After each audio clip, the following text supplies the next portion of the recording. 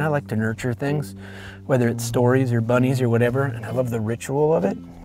I just figure I just want to be around to help them make their life as comfortable as possible, whether or not they notice me. I mean, sure, it's nice to get loved back, but, you know, it's like that Charlie Kaufman line from Adaptation that I love, you know. You are what you love, not what loves you.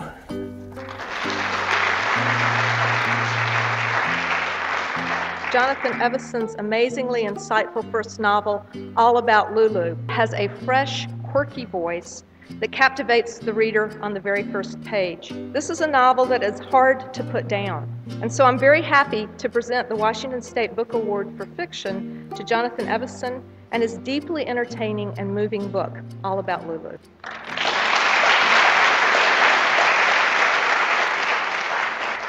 This time last year, my agent sent me a box of food. So I'm going to read an excerpt from Lulu and hope I don't weep. If I do, just please do me a favor and act like you don't really notice. Arriving home slumped-shouldered beneath the weight of my book bag one afternoon in February, I discovered her roosting in the breakfast nook in a swath of golden sunlight as though she'd been delivered to me. She was Mr. Potato Head beautiful. Nothing fit right. But somehow, this girl with the yellow socks, with the small nose and the big ears and the gap-toothed smile achieved a certain harmony, a beauty greater than the sum of its parts. Never had I been so completely and unexpectedly disarmed by a stranger.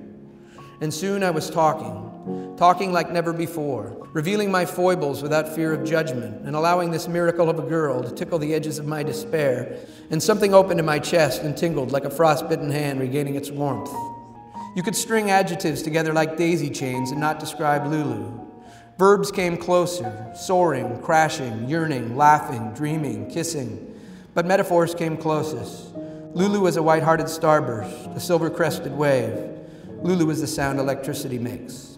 I think that's it. Again, thank you very much.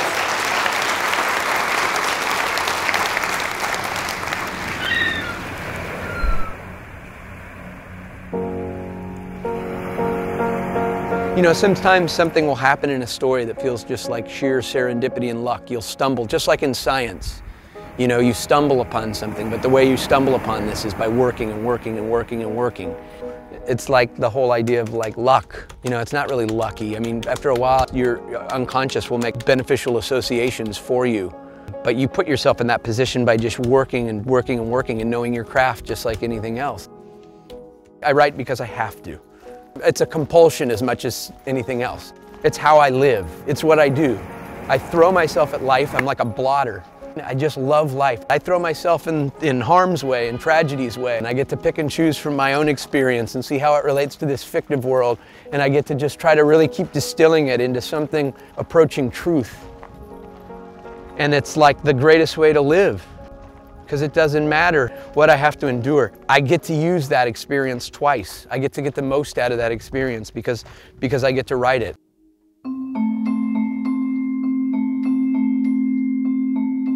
I literally try to inhabit my characters in their world, and these characters become so flesh and blood to me that they become willful at times.